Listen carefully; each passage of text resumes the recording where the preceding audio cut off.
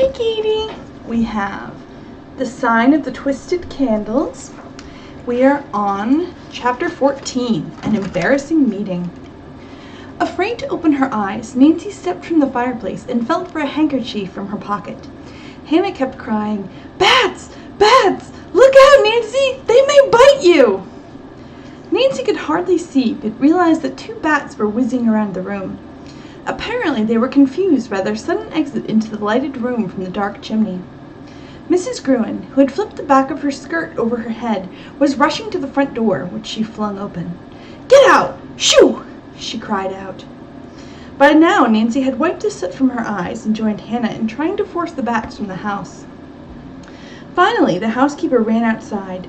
Nancy followed, and in a minute the flying mammals came too. Nancy and Hannah hurried back inside. "Thank goodness they've gone," Hannah said. "And now, Nancy, you'd better go upstairs for a bath and shampoo while I clean up that mess in the living room." Nancy needed no urging. She took off as much soot as possible, then went upstairs. At last, too weary for further treasure hunting, she went to bed. Carol was both alarmed and amused by Nancy's story of the bats the next morning, and for the first time in days a smile came over her pale face. "I can just see you standing there, black from head to foot." Nancy laughed. "I'll confine my hunting to cleaner spots."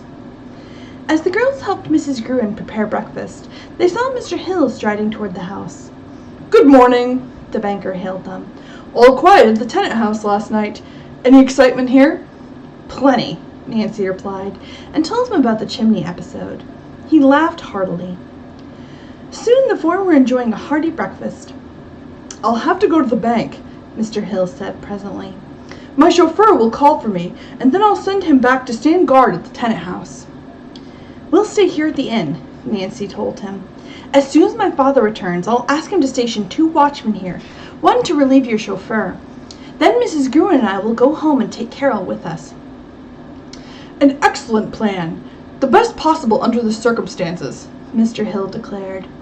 "Nancy, you certainly won a major battle of wits against the Jemmets in the tenant house last night." The banker's car arrived shortly, and he rode off. In less than an hour the chauffeur was back with new tires for Nancy's car. He deftly put them on before taking up guard duty at the old cottage. At noontime Nancy telephoned her father's office and learned that he had just returned. Swiftly she outlined the events of the preceding day, and he promised that precautions such as Nancy suggested would be taken. At 1 o'clock an automobile drove up. In it with Mr. Drew were 2 muscular men. "Private detectives," the lawyer said briefly to Nancy. He posted 1 man at the inn, the other at the tenant house. The guards were to be replaced by another duo at midnight. "Now, Carol, pack your things and we'll be off," Nancy said. "Our worries are over for the time being." While Carol was packing, Mr. Drew told Nancy that the Sidney Boonton families had engaged a lawyer to fight Carol's inheritance from Asa Sidney. "That's a contest where I can't help you, can I?" Nancy asked. "I wish I were old enough to be a lawyer." "You've already done a fine job," her father said, "and I'm sure we'll win the lawsuit. It would help very much, though, if we had some supportable testimony as to why Mr. Sidney favored this orphan girl above his entire family." They stopped speaking as Carol came down the stairway wearing a shabby coat and carrying an old-fashioned suitcase. She apologized for both. "I never went anywhere and wore uniforms most of the time, so I didn't need any clothes." This gave Nancy an idea. "Carol," she said, "you deserve a good-looking wardrobe. Let's go downtown on a shopping spree. I have charge accounts, and you can pay me back when you receive allowances from your inheritance. We'll buy dresses and shoes and a coat and—" "Oh, I can't believe it!" Carol exclaimed. "This could be the biggest thrill of my life!" "It'll be a lot of fun for me, too," Nancy declared as she locked the front door and gave the key to the watchman. "Let's go now." She took Hannah home first, then set off for the shopping center of River Heights. As Nancy led Carol into the elevator of a big department store, she discovered that the only other occupants were Bess and George. The 2 cousins smiled timidly at the other girls. Then, as if remembering that they were told not to be friendly, they turned aside. Impulsively, Nancy put her hand on Bess's arm. "Bess," she said softly, "I've done nothing. Why must our friendship be broken because of a foolish quarrel that persons now dead had 70 years ago?" To Nancy's surprise, a big tear rolled down Bess's cheek. George bit her lip nervously, glancing from Bess to Nancy. "We can't help it, Nancy," she said finally. "Your father is responsible for keeping our family from its rightful share in the Asa Sidney estate." "Oh, no," Nancy said. "Let's talk this over," she suggested, "in the tea room." Hesitatingly, the cousins agreed, and soon the four girls were seated in a quiet corner of the store restaurant. "Bess, you and George met Carol the same evening I did," Carol began. "It was the first time we three had seen Mr. Sidney." Bess and George nodded, and Nancy continued. "I mentioned that my father was a lawyer, and that night Carol phoned me and said Mr. Sidney wanted to make a new will, and would Dad come and draw it the next morning. Mr. Sidney appeared perfectly competent to me. He didn't appear to be unbalanced, did he?" Bess and George looked at each other uncomfortably, then shook their heads. "It's my father's duty to carry out his client's wishes," Nancy went on. "Well, that's my story. Carol's is just as simple. Mr. Sidney chose to make her one of his heirs. It hasn't brought her happiness because of the way your family and the others are treating her." "That's true," Carol said. "The family feud should not interfere with our friendship," Nancy went on.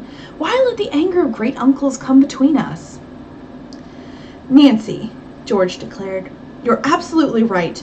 I'm sorry and ashamed of the way I've acted. Please forgive me. I want to be friends." "Oh, Nancy," Bess cried, "I'm so glad we're talking to one another again. And Carol, I'm not going to do anything to break the will." "I'm not either," George added quickly. Nancy laughed in relief, and the others joined in. "What are you girls shopping for?" George asked. "We always have so much fun buying things with Nancy." "Carol wants to get some new clothes," Nancy explained. "Want to help?" "You bet," Bess and George answered. When the store closed that evening, the four girls left it chatting merrily and laden with bundles. Carol had been outfitted from head to toe in attractive clothes. Her hair had been trimmed and modishly combed at the beauty salon, so like a mod look, which is, I think, like a kind of 60s clean look. She looked very lovely and seemed to have gained self-confidence. But she was not yet entirely at ease. On the way home, she whispered to Nancy, "Please don't go far from me. I'm so afraid the Jemmets may try to harm me. Nancy, do you mind if I don't go back yet to the old mansion to hunt for the hidden treasures?" "Of course not, Carol. I think you'll be happier at my house with Mrs. Gruen. Just take it easy and don't worry." Mr. Drew reached home at 6 o'clock, and soon everyone sat down to dinner. Conversation was general, but as soon as the meal was over, he asked his daughter to follow him into his study. He closed the door and they sat down. "Nancy," he said, "I have a lot to tell you. There's no use upsetting Carol. That's why I wanted to talk to you alone. A theory has been forming in my mind." "About Carol's background?" "Yes." "You suspect Asa Sidney knew who she was?" The lawyer nodded. "I made a trip to the Fernwood Orphanage and looked at all the old records. There was not a clue as to who Carol's parents might have been, but I did pick up some other interesting facts." Mr. Drew said that Asa Sidney had been a trustee of the orphanage for many years. He had taken a great fancy to a certain little girl who had been given the name Sadie Whipple, and he insisted that it be changed to Carol. The name of the child he had lost was Carol. Then when the Jemmets, who owned a small restaurant, offered to become foster parents, Mr. Sidney would not give his consent unless the Jemmets agreed to come to his home and work. Frank and Emma did not want to be servants, so the arrangement about a tea room and the promise of a share in Ace's will was worked out. Nancy was intrigued by this information. "Dad, do you think that if Mr. Sidney had lived, he would have told you everything?" "I believe so. Now, unfortunately, we'll have to unearth the secret ourselves. And if we don't, I'm afraid those grasping relatives will take the case to court." "Two of the heirs aren't going to join in," Nancy said with a chuckle, and told about being on friendly terms with Bess and George.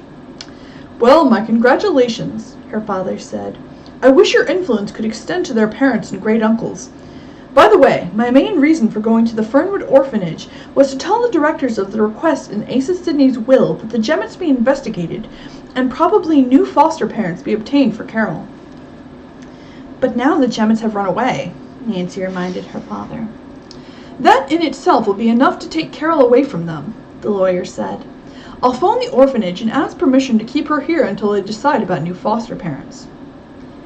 I'm sure the Jemmets will be back, Nancy remarked, either to get the things they've cached away or to hunt for others, so the things they've, stashed away. By the way, Mr. Drew said, I was able to get a court order freezing the contents of those cartons Jemmet stored in the warehouse. As he finished speaking, Nancy stiffened in her chair. She had just seen a menacing face at the partially opened window. Uh-oh, who could it be? You think it's Jemmet? We'll find out.